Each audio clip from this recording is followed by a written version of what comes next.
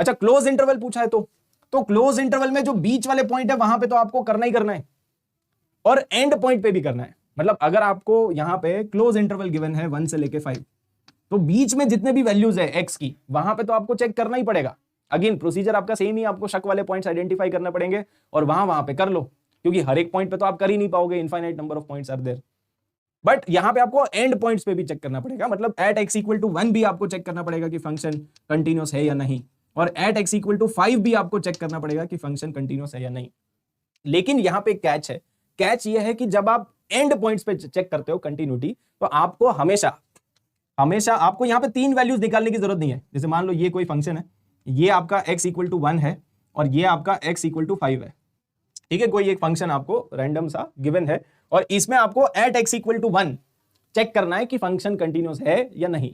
तो आप देखो 1 के इधर तो कोई ग्राफ ही नहीं है, 1 के लेफ्ट साइड में देयर इज नो ग्राफ, तो वहां पे आप फंक्शन का वैल्यू कैसे निकालेंगे? क्योंकि हमें ये पता है कि अगर मुझे किसी भी पॉइंट पे चेक करना है तो हम f ऑफ 1 निकालेंगे, f ऑफ 1 प्लस निकालेंगे और f ऑफ 1 माइनस निकालेंगे, राइट। प्रोसीजर तो यही होता है कि कंटिन्यूटी चेक करो किसी भी पॉइंट पे, तो प्रोसीजर यही होता है कि आप तीनों निकालो, तीनों का वैल्यू बराबर आ गया तो कंटिन्यूअस है।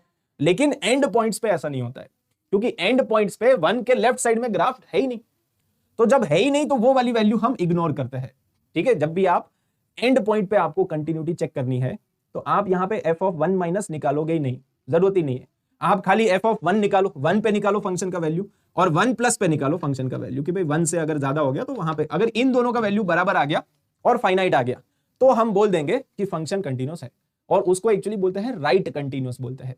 अल्टीमेटली तो कंटिन्यूअस ही बोलना है आपको, ठीक है। राइट और लेफ्ट में ज्यादा कुछ रखा नहीं है, अल्टीमेटली इट इज कंटिन्यूअस, ठीक है। सिमिलरली अगर मुझे इस पॉइंट पे चेक करना 5 पे, तो मैं खाली f ऑफ 5 निकालूंगा और मैं खाली f ऑफ 5 माइनस निकालूंगा, मुझे f ऑफ 5 प्लस निकालने की जरूरत ही नहीं है, ठीक है, जरूरत नहीं है।